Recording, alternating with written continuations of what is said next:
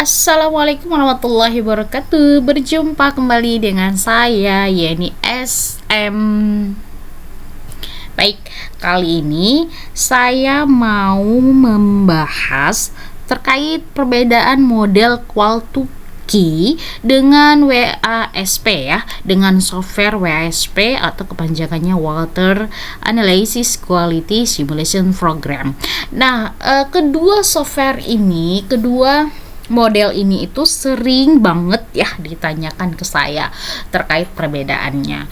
Jadi di sini ada 5 perbedaan antara model Qual to KW dengan WASP. Tentu persamaannya kita sudah tahu ya, bahwa persamaannya adalah sama-sama modeling untuk kualitas air sungai. Tapi ternyata ada perbedaannya. Oke, langsung saja yang pertama.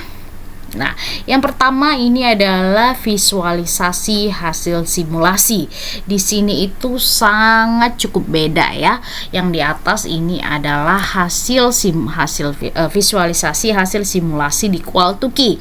Di sini sumbu X-nya adalah konsentrasi parameternya, sumbu Y-nya adalah konsentrasi parameternya, kemudian sumbu X-nya adalah jarak sungainya. Jadi ini jarak ke kilometer ya, dalam kilometer. Nah, sedangkan untuk WASP sendiri itu sumbu X-nya adalah tanggal atau waktu ya. Jadi kualitas air pada hari itu. Jadi bisa tanggal, bisa jam. Kemudian sumbu Y-nya adalah konsentrasinya. Nah, walaupun di sini sama-sama menampilkan dalam satu dimensi. Oke, nanti mungkin untuk pembahasan persamaan antara model Qual to KW dengan WASP akan saya bahas di konten selanjutnya. Oke. Nah, kemudian yang kedua perbedaannya adalah terkait parameter yang dapat dimodelkan. Nah, untuk Qual to Key sendiri ada 33 parameter yang bisa dimodelkan. Ya, walaupun jenis parameternya itu sama ya dengan WASP, tapi ternyata jumlahnya lebih banyak. Nah, 33 parameter ini adalah parameter organik semua ya. Parameter non logam gitu ya. Nah, kalau WASP 24 parameternya itu selain ada parameter organik juga ada parameter non logam, ada parameter non logam juga ada parameter logamnya. Nah, ini dia jadi perbedaannya ya. Jadi Qual to Key itu hanya parameter yang non logam, kalau WASP itu parameter logam dan non logam. Oke. Perbedaan yang ketiga, cakupan model. Nah, kalau di Qual to Key tadi ya, dia akan memodelkan sepanjang sungai. Jadi kita tahu nih kualitas sungai di jarak 1 km dari jarak titik sampling pertama kita. Nah, kalau WASP itu dia per segmen. Jadi makanya kalau misalnya satu segmen kita itu panjangnya adalah 1 kilo, ya berarti kualitas sungainya itu dianggap kayak sama ya jatuhnya. Jadi ya paling tidak segmennya harus semakin kecil ya semakin bagus ya, seperti itu. Jadi di sini perbedaannya ya. Oke, sekarang perbedaan yang keempat. Nah, ini terkait data-data inputan mengenai data meteorologinya, parameter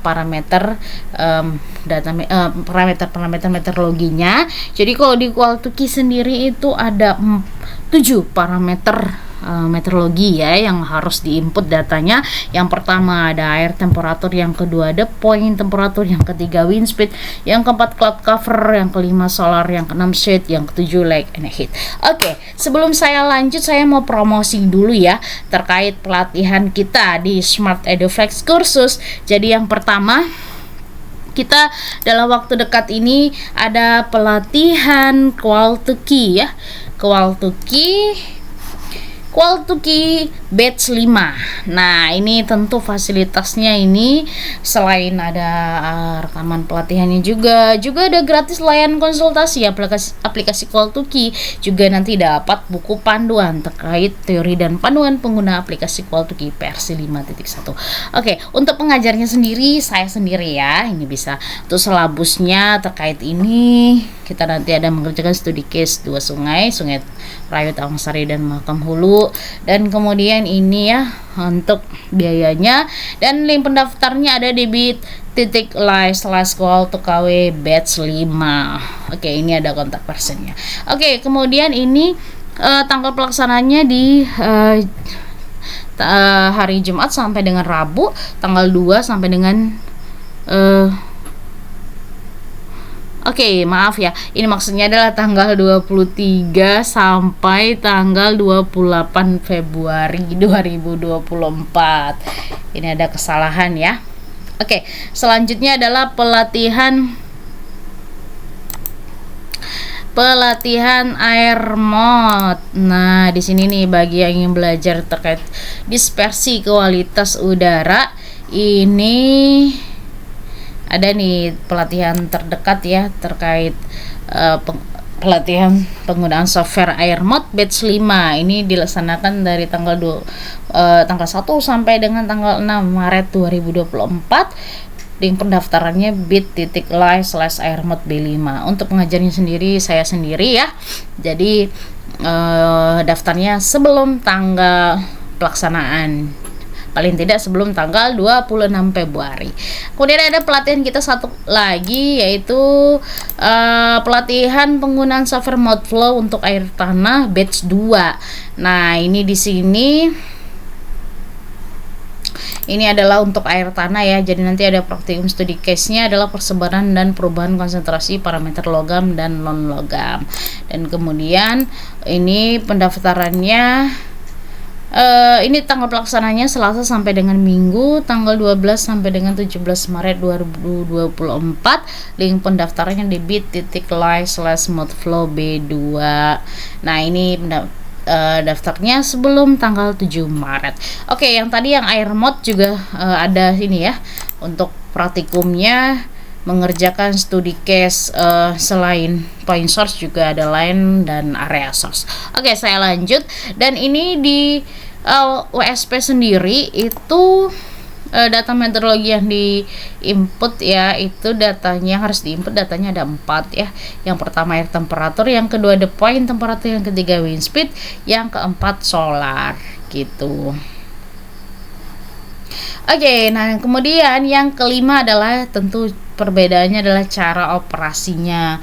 Nah, cara operasinya tentu berbeda karena Qualtuki itu dalam bentuk FBA, jadi di dalam bentuk Excel, jadi penginputannya adalah seperti penginputan di Excel.